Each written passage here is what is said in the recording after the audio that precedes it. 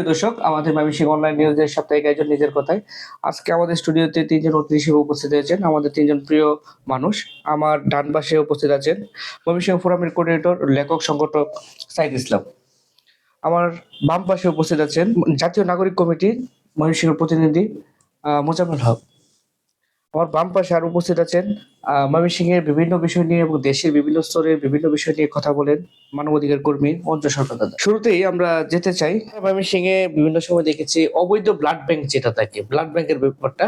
আমরা জানি একটা রোগী যখন রক্তের প্রয়োজন হয় সময় মানুষ সহজে রক্ত দিতে চায় স্বেচ্ছায়। এই ক্ষেত্রে অবৈধ ব্লাড ব্যাংক যারা টেকনিশিয়ান আছে, তারা কোনো ডিগ্রি ছাড়া আবার সার্টিফিকেট ছাড়া তারা ব্লাড গ্রুপিং এর মাধ্যমে ব্লাড দিচ্ছে। এই ক্ষেত্রে দাদা আপনি কি বলবেন?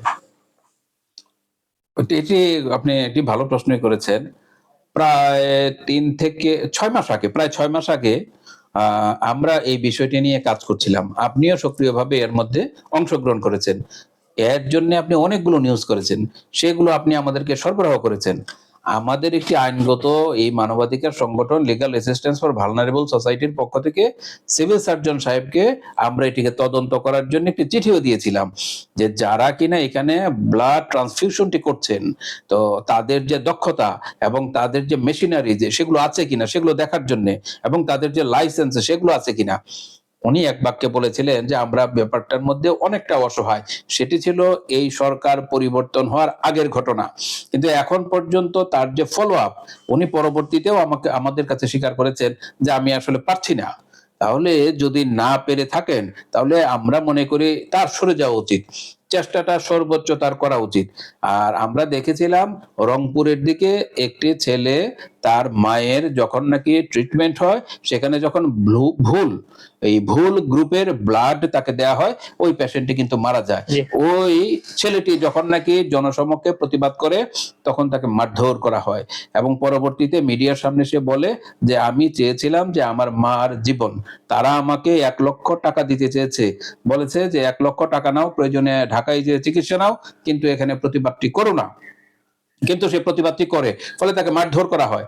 পরবর্তীতে ওই ডাক্তারের বিরুদ্ধে এটি কিন্তু সরকারি হাসপাতাল, এই সরকারি হাসপাতালে আমরা যোগাযোগ করেছি, চিঠি দিয়েছি যে আপনাদের এই অবস্থার কি উন্নতি। তাদের কিন্তু সহজ একটি কথা রয়েছে, সেটি কি, আমরা তদন্ত কমিটি করেছি, আমরা তদন্ত কমিটির যে রেজাল্ট পাবো, তার সত্যতা যদি পাই, আমরা অবশ্যই এর বিরুদ্ধে বিভাগীয় ব্যবস্থা নিব। আইনগত ব্যবস্থা তারা নেন না, এটাই সত্যি কথা।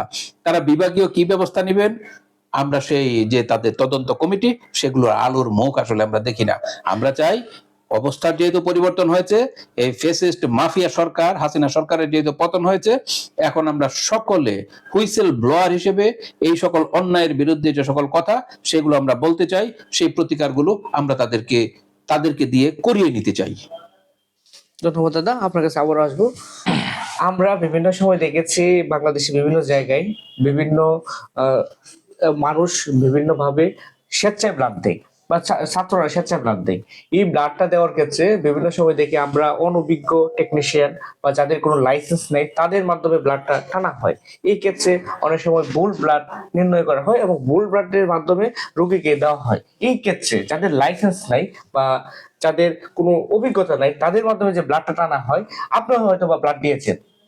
আচ্ছা, তাহলে এই ক্ষেত্রে আপনার কি মতামত থাকবে যে এটার ক্ষেত্রে বা এটার বিষয়ে আপনার কি বক্তব্য থাকবে? যাদের লাইসেন্স নেই কিংবা যাদের অভিজ্ঞতা নেই, তাদের ক্ষেত্রে তো কোশ্চেন করার আগে আমার একটা ঘটনা মনে পড়লো। যাদের অভিজ্ঞতা আছে, আমি ছোট্ট একটা বেবিকে নিয়ে, তো তার ব্লাড টেস্ট করার প্রয়োজন ছিল, 7 দিনের বেবি, নিউবর্ন চাইল্ড।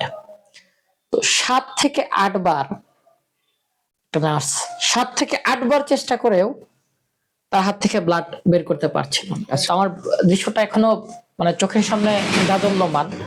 তো আমি তাকে বলছিলাম আপনি সময় নেন, সময় নিয়ে ধীরে ধীরে চেষ্টা করেন। তো আসলে সে একবার মোবাইল চাপছে, একবার তার পাশের পেশেন্টের সঙ্গে কথা বলছে। সে মানে কাজটি যে করছে, সে আসলে খুব মনোযোগের সাথে করছে না। আর ব্লাড গ্রুপিং এর যে মেইন ব্যাপারটা, ব্লাড ট্রান্সফিউশনের যে মেইন ব্যাপারটা, সেটা হচ্ছে একজন মানুষ শরীর থেকে আরেকজনের মানুষের যে ব্লাড দেয়া যায়, এই সচেতনতা, গণ সচেতনতা এখন পর্যন্ত মাস পিপলের কাছ পর্যন্ত পৌঁছায়নি। এখনো গ্রামে রুট লেভেলে আপনি গিয়ে দেখবেন যে শরীর থেকে রক্ত দিলে তার স্বাস্থ্য খারাপ হয়ে যায়, হ্যাঁ, সে মারা যেতে পারে। ইভেন এই ধরনের ধারণা আছে। আমরা যারা ব্লাড গ্রুপিং নিয়ে অনেকে কাজ করি, আমাদের এই শহরে আমাদের বন্ধুরা অনেকগুলো ব্লাড সোসাইটি রয়েছে। ধরেন ও পজিটিভ ব্লাডের প্রয়োজন কিংবা বি পজিটিভ ব্লাডের প্রয়োজন, খুব অ্যাভেলেবেল এই ব্লাড গুলো, সে তার আত্মীয় স্বজনের মাঝে এই রক্তের অনুসন্ধান না করে সে ব্লাড ব্যাংকে ফোন দিচ্ছে। তো সেই ব্লাড ব্যাংকের অতিরিক্ত রক্তের চাহিদার কারণে, চাপের কারণে যখন তাদেরকে রক্ত দিতে পারছে না, তখন কিন্তু অবৈধভাবে হাসপাতালের বারান্দায় বারান্দায় ঘুরে বা যে সমস্ত দালাল চক্রের মাধ্যমে রক্ত সংগ্রহ করা হয়, তারা কিন্তু তখন তাদের কাছে চলে যাচ্ছে।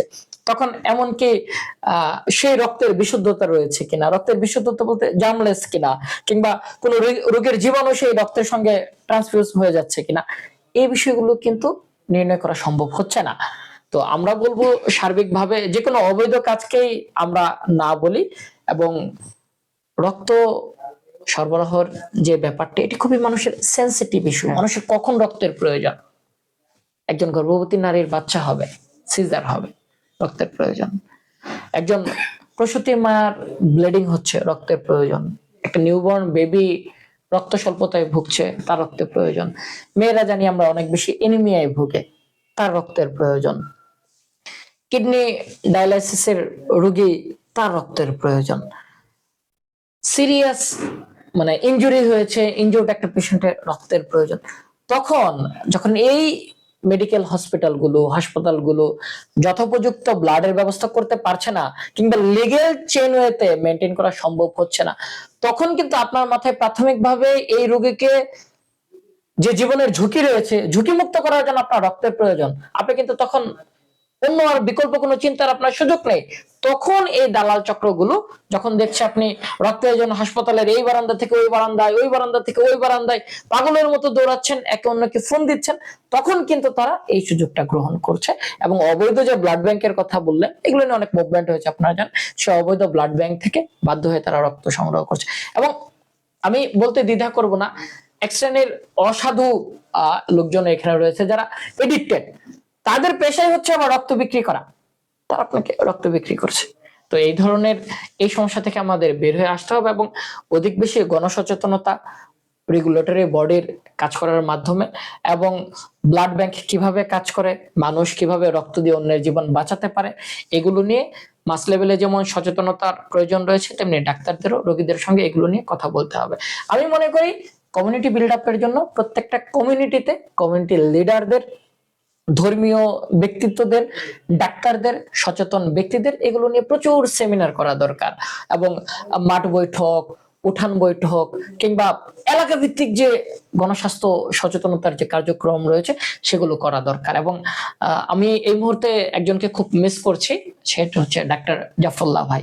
এই গণঅভ্যুত্থানের পর যদি জাফরুল্লাহ ভাই বেঁচে থাকতেন, আমি মনে করি উনি বাংলাদেশের একমাত্র ব্যক্তি যিনি স্বাস্থ্য উপদেষ্টা হওয়ার যোগ্য, যার হাতে স্বাস্থ্য মন্ত্রণালয় যদি দেওয়া হতো, তাহলে বাংলাদেশ স্বাস্থ্য খাতকে উনি হয়তো এমন পর্যায়ে নিয়ে যেতে পারতেন, আমাদেরকে হয়তো এমন দিকের উন্মোচন করতে পারতেন, যেখানে বাংলাদেশি মানুষের স্বাস্থ্য নিয়ে হয়তো ভাবনাটা একটু কমে যেত।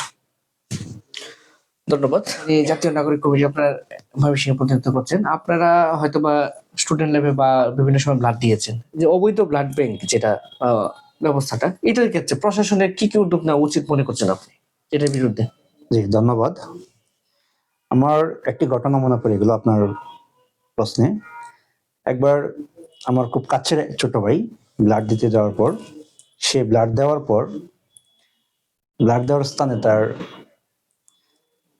একদম লালচে একটা ভাব ছিল, এবং দীর্ঘদিন এটা তখন নর্মালি কিন্তু ব্লাড দিলে এরকম হয়নি বা হয় না।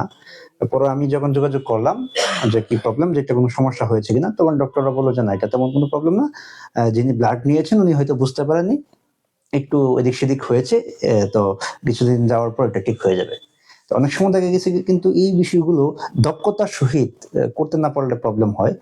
আর এটা তখনই হয় যখন ওই যে আপনার বললেন অবৈধভাবে যখন ব্লাড গুলো নেওয়া হয় বিভিন্ন জায়গায়, তারা অদক্ষ থাকে।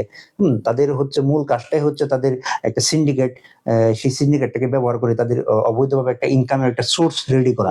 হ্যাঁ, সেই জায়গা থেকে আমাদেরকে যদি এই ব্লাড ব্যাংকে রক্ষা করতে হয়, তাহলে প্রথমেই যেটা করতে হবে আমাদের এটা সচেতনতা বাড়াতে হবে।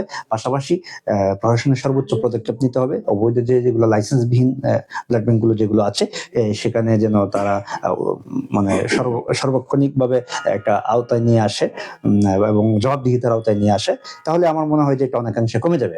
এবং আমরাও যারা সচেতন নাগরিক আছি, আমরাও যদি এইগুলোকে আমরা একটু অ্যাভয়েড করে চলি এবং আমরা যদি সঠিকভাবে আমরা থিঙ্কিং করি, একটু হয়তো লেট হতে পারে আমার, বাট আমি যদি সঠিক ওয়েতে নির্ণয় করে আমি সেই ব্লাডটা নিতে পারি, তাহলে আমার রোগীর জন্য যেমন ভালো হবে, পাশাপাশি আমার রোগীটা সেফ থাকবে। শুধু ব্লাড নিলেই তো হবে না, যদি আমি সেটা সঠিকভাবে আমি মানে এটাকে নির্ণয় না করে নিতে পারি, তখন হয়তো বিভিন্ন ধরনের প্রবলেম কিন্তু পরবর্তীতে দেখা যায়। উপকারের চেয়ে ক্ষতির দিকটা বেশি। উপকারের চেয়ে ক্ষতির দিকটাও কিন্তু অনেক সময় বেশি হয়ে যায়। তো এই বিষয়টা অবশ্যই আমাদেরকে মাথায় রাখতে হবে। আর আরেকটি বিষয় আপনার এই কোশ্চেনের সাথে আমি বলতে চাই, সেটা হচ্ছে যে আমরা বিশেষ করে যারা সচেতন নাগরিক সমাজ আছি, তারা স্বাস্থ্য কার্ডটার দিকে কিন্তু খুব বেশি একটা আমরা কথা বলি না ওইভাবে। বিশেষ করে বিভিন্ন জায়গায় সেমিনার বলেন বা উঠান বৈঠকে যেটা বলছে আমার পার্শ্ববর্তী বক্তা, এই বিষয়গুলোর ক্ষেত্রে যদি আমরা করতে পারতাম, তাহলে আমার মনে হয় যে মানুষ আরো বেশি সচেতন হতো, আরো বেশি এই বিষয়ে মানুষ উদ্বুদ্ধ হতো। আর সর্বশেষ যে বিষয়টা বললেন আমাদের পার্শ্ববর্তী বক্তা যে সাইদ সাহেব, ডক্টর জাফরুল্লাহর কথা, অত্যন্ত একজন ভালো মানুষ। উনি আমার মানে একটি পছন্দের একজন মানুষ ছিলেন। আল্লাহ ওনাকে বেহেশত নসিব করুন। উনি চলে গিয়েছেন, ওনাকে খুব মিস করছি এই মুহূর্তে। উনি যদি থাকতেন আমাদের এই জুলাই অভ্যুত্থানের পরে, উনি আমার বিশ্বাস নিশ্চিতভাবে উনি আমাদের এই স্বাস্থ্য উপদেষ্টা হতেন, এবং উনি হইলে আমরা অনেকাংশে আমরা চিন্তিত মুক্ত হতাম এবং অন্যরকম একটা পরিবর্তন আমরা লক্ষ্য করতে পারতাম। এটা আসলে খুব মিস করছি এই মুহূর্তে। আসলে আপনার সাথে আমি একমত। উনি আসলে নিজের টাকা খরচ করে গণস্বাস্থ্য খাতে করেছেন সাভারে। এরকম বিভিন্ন স্বাস্থ্য খাতে বিভিন্ন কাজ করেছেন, যেটা হচ্ছে তার নিজের অর্থায়নে শুরু করে এবং নিজস্ব ভাবে করেছেন। এটা আসলে ওনাকে আমরা যখন 5ই আগস্টের পরে আমি দাদার সাথে এটা বলছি যে আসলে উনি যদি বেঁচে থাকতো হয়তো আমরা ভালো একটা মানুষ খুশি হইতো বা ভালো একটা মানুষকে পেতাম, বা প্রথম অবস্থায় যে উপদেষ্টা মন্ত্রী করার ক্ষেত্রে তাকে সবচেয়ে গুরুত্ব দেওয়া হয়তো বেশি। ধন্যবাদ। আমাদের ময়মনসিংহ অনলাইন নিউজের সাপ্তাহিক আয়োজন নিজের কথায় ব্রাদার্স ক্লাব জেপি এবং হচ্ছে সিটি হোম সার্ভিসের সৌজন্যে আজকে আমাদের স্টুডিওতে যে 3জন মানুষ আমাদেরকে সময় দিয়েছেন, খুব সুন্দর গঠনমূলক আলোচনা করেছেন। আমি শুরু পরিচয় করে দিতে চাই। আমার ডান পাশে আছেন সাইদ ইসলাম, ময়মনসিংহ ফোরাম এবং লেখক ও সংগঠকের খুবই পরিচিত মুখ। আমার বাম পাশে আছেন মোজাম্মেল হক, জাতীয় নাগরিক কমিটি ময়মনসিংহ জেলা প্রতিনিধি। আমার আবার বাম পাশে আছেন আমাদের সকলের প্রিয় মানবাধিকার কর্মী অঞ্জন সরকার দাদা। সবাইকে আবার ধন্যবাদ জানিয়ে বিদায় নিচ্ছি। আমাদের পরবর্তী পর্বে আপনাদের সামনে সমাজের বিভিন্ন বিষয় নিয়ে আমরা কথা বলার চেষ্টা করব, এবং যাদের যে বিষয় নিয়ে কথা বলার প্রয়োজন আমাদের সাথে যোগাযোগ করবেন। আমরা স্টুডিওতে আপনাদেরকে আমন্ত্রণ জানাবো। ধন্যবাদ। আপনাকেও ধন্যবাদ।